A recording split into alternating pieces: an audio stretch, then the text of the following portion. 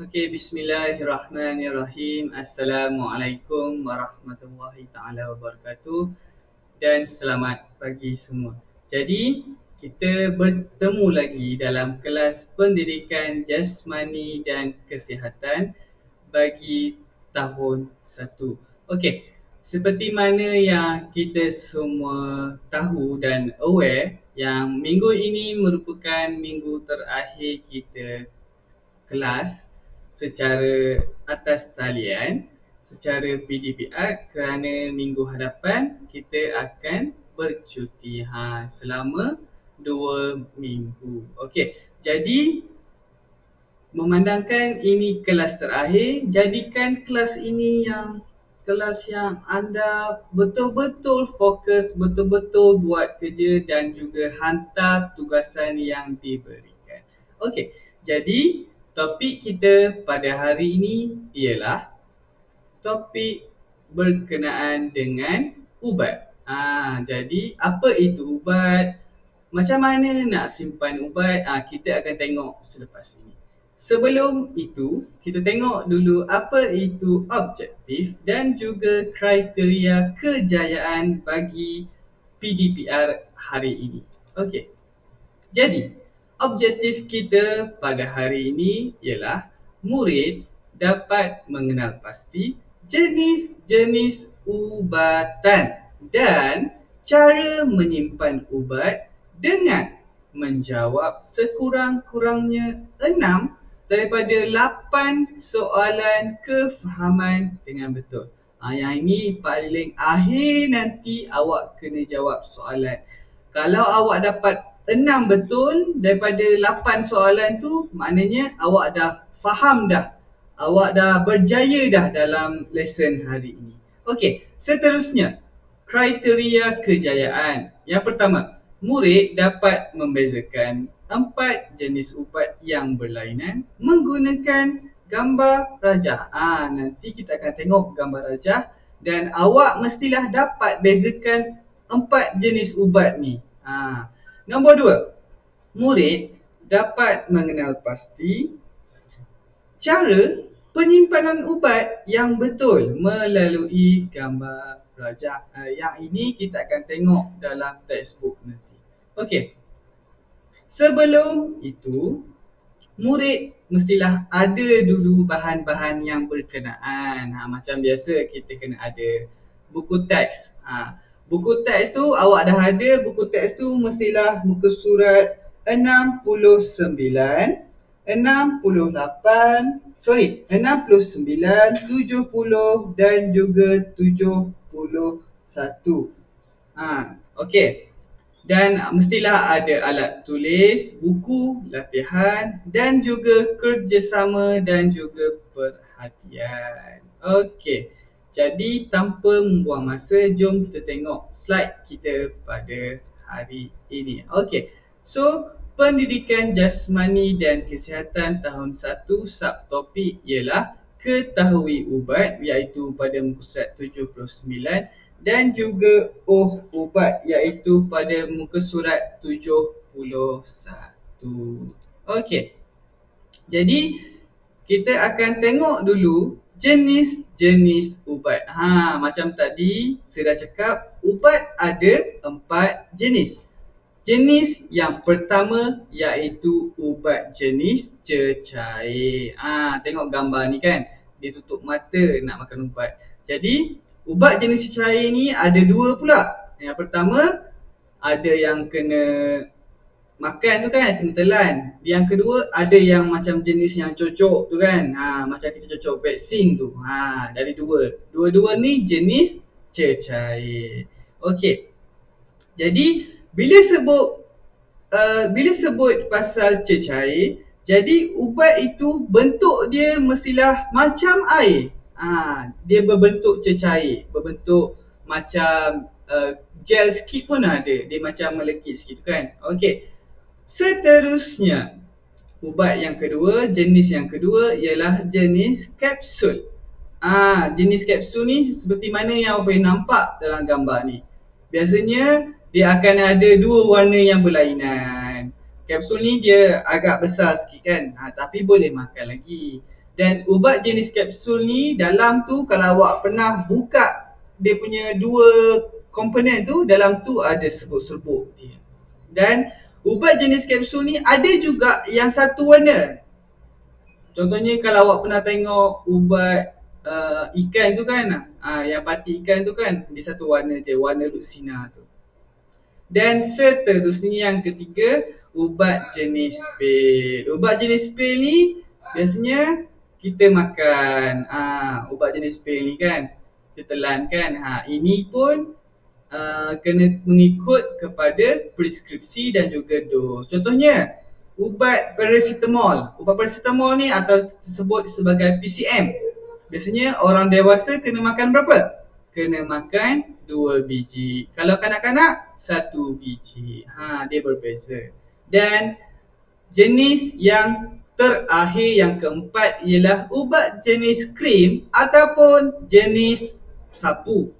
Biasanya ubat ni kalau kita luka kan, jatuh ke masa tengah berlari tu ada luka sikit. Jadi kita sapu ubat. Ada juga ubat gatal kan. Dia bentuk krim tu kan, kita sapu supaya hilangkan kegatalan tu. Faham? Okey. Seterusnya, kita akan tengok pula bila perlu makan ubat. Yang pertama, hanya apabila perlu sahaja. Boleh ke kita nak makan? Contohnya, lapar lah, nak makan ubat boleh? Tak boleh. Ubat ni kita makan bila perlu sahaja. Okey, seterusnya, setiap ubat berlainan fungsi dan dos. Betul. Yang ini, ubat ni contohnya, ubat paracetamol untuk sakit kepala, untuk demam sahaja. Kalau ubat sesama, untuk sesama sahaja. Boleh ke katakanlah kan, kita sakit kepala tapi kita makan ubat batuk? Boleh ke? Yes, tak boleh. Setiap ubat tu dia dah ada fungsi masing-masing dan juga dah ada dos yang tertentu. Tak boleh. Kalau doktor dah cakap, okey, ubat ni kena makan 1 biji 3 kali sehari. Tapi awak makan 2 biji. Boleh ke? Tak boleh. Kena ikut dia punya preskripsi ubat. Yang ketiga tu kan, ada preskripsi ubat. Yang ni doktor dah cakap. Contohnya, ataupun awak pergi farmasi.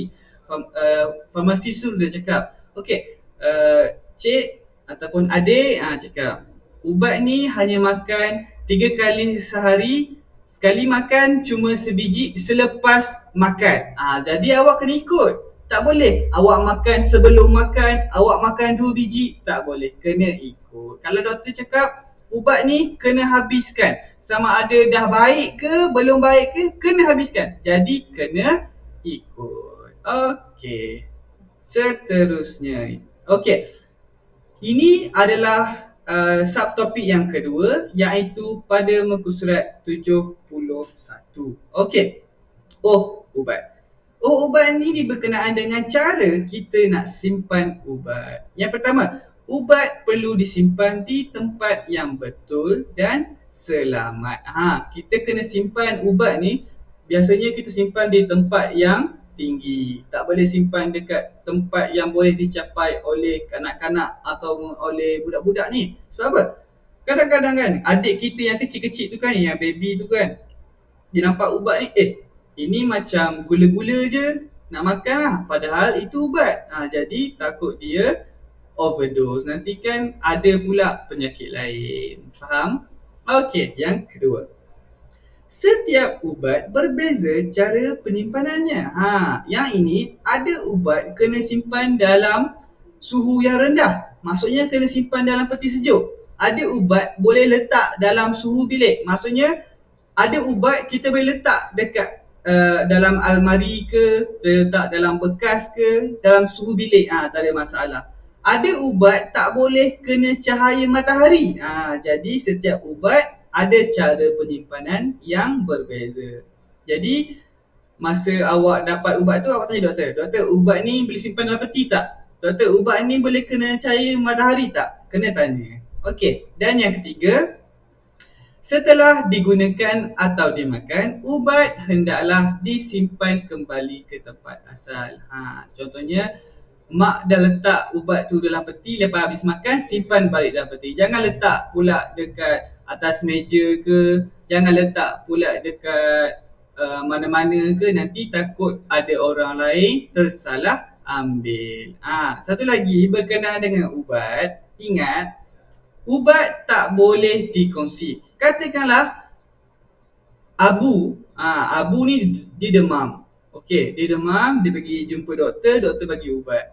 Lepas tu adik dia pula demam. Maksud adik dia tak boleh makan ubat yang doktor bagi kat Abu tadi tu. Doktor tu adik dia kena jumpa doktor minta ubat yang baru sebab setiap ubat berlainan dos. Kadang-kadang dos yang tinggi ni untuk orang dewasa, dos yang lebih rendah untuk orang yang lebih muda. Macam tu. Faham tak pasal penyimpanan ubat ni? Saya harap awak semua faham dan seterusnya jom kita tengok dulu kita punya textbook. Okey. Jadi kalau kita tengok kat sini, Hisham pergi ke farmasi untuk membeli ubat. Kita tengok ni. Hisham pergi farmasi, dia jumpa dekat farmasis ni. Farmasis tanya, adik sakit apa? Saya demam dan sesama. Saya hendak beli ubat ni. Hisham pun bawa lah contoh ubat tu kan. Lepas tu farmasis cakap, ini ubat batuk. Alamak, Hisham cakap, saya tersalah ambil ubat. Farmasis pun tunjuk, ini ubat demam dan sesama. Ambil 3 kali sehari selepas makan. Jadi farmasi ni dia cakap dah, ini ubat yang betul dan ubat ni kena ambil 3 kali sehari sahaja dan makan selepas makan. Macam tu. Okey. Jadi kita kena pastikan ambil ubat yang betul dan mengikut preskripsi daripada doktor. Okey, seterusnya kita tengok Azizah. Azizah ni siapa? Azizah ni adik kepada Hisham. Azizah demam sesama. Abang memberi adik ubatnya. Hisham bagi pun dekat Azizah. Okey, nombor 1 ni kan, tengok Azizah tengah demam sesama tu kan. Okey, ni ubat sesama saya yang dahulu, Hisham cakap. Lepas tu dia pun bagi kat Azizah ni. Lepas tu dia tengok, alamak, dah expired, dah tarikh luput. Lepas tu adik pun muntah-muntah. Dia tengok adik dia muntah-muntah, lepas tu dia perasan. Gambar nombor 5 kan, dia baru perasan, tarikh ubat ni dah expired. Sebab itulah kita tak boleh mengambil ubat orang lain. Dan kita kena pastikan ubat itu belum tarikh luput. Okey. Seterusnya kita tengok pasal ubat pula. Ubat perlu disimpan di tempat yang betul dan selamat. Tengok nombor 1 ni. Agak-agak ni, nombor 1 ni, ubat ni simpan tempat betul ke tak? Rasa-rasa lah. Tak betul. Sebab apa tak betul? Sebab di tempat yang rendah. Tengok. Tempat dia rendah tu kan, senang je kanak-kanak nak ambil. Dia main-main ke ubat ni. Jadi benda ni berbahaya. Nombor 2 betul ke tak? Betul. Ubat mestilah disimpan di tempat yang tinggi. Okey, nombor 3 betul ke tak? Nombor 3 betul. Boleh simpan ubat dalam peti. Tapi mestilah mengikut jenis penyimpanan dia. Cara penyimpanan dia. Nombor 4, tengok. Ubat ni disimpan dalam kotak, dah betul. Tapi kena cahaya matahari. Jadi tak betul. Ada ubat tak boleh langsung kena cahaya matahari. Sebab apa? Nanti dia merosakkan kualiti ubat itu. Okey. Jadi kita tengok sekejap pasal uji saya ni. Okey, tengok nombor 1. Tandakan tik pada tempat penyimpanan ubat yang betul dan selamat. A, B dan C. Yang mana? Yang betul. Agak-agak yang mana? Okey. Jadi kalau kita dapat lihat, yang paling betul ialah C kan. Kita ada dia punya peti kotak keselamatan kita kan, yang khas untuk ubat. Nombor 2, kita tengok. Jawab soalan di bawah. Kita tengok. Nama Damia, tarikh 2/3/2016. Jenis ubat adalah untuk batuk sahaja. Makan 5 biji pil atau kapsul. Sorry. Yang ini 5 ml. 3 kali sehari mestilah selepas makan. Jadi, yang pertama, ini ialah ubat batuk. Betul tak? Ubat batuk. Berapa sukatan yang perlu diambil? Jawapan dia 5 ml, 5 mililiter. C. Damia perlu minum ubat berapa kali sehari? 3 kali sehari. Tengok kat sini kan? 3 kali sehari. Okey. Saya harap awak faham dan kita akan pergi ke penutup dan terakhir dah. Okey, kita tengok soalan ini. Soalan ini saya akan bagikan dalam grup WhatsApp melalui grup WhatsApp dalam bentuk PDF. Kalau awak nak print out boleh, kalau awak nak salin balik dalam buku pun boleh, tak ada masalah. Tapi tak perlu, kalau yang salin tu tak perlu nak lukis gambar, tak perlu. Just buat jawapan dia. Okey, ini adalah tugasan yang awak perlu buat. Ini, isikan tempat kosong. Yang atas ni kena namakan jenis ubat, yang bawah ni kena isikan tempat kosong. Okey, jadi saya harap awak dapat menjawab soalan ini. Lepas dah siap jawab, perlu tak hantar gambar soalan jawapan awak? Tak perlu. Jangan hantar. Kita akan bincang soalan ni selepas cuti, insya-Allah. Jadi, lepas dah siap, tak perlu hantar, tak perlu tangkap gambar pun, kita akan bincang selepas cuti. Asalkan awak buat sahaja. Jadi, itu sahaja daripada saya. Kita akan jumpa lagi dalam kelas akan datang, insya-Allah. Jangan lupa kita mestilah mematuhi SOP. Itu sahaja daripada saya. Assalamualaikum warahmatullahi taala wabarakatuh.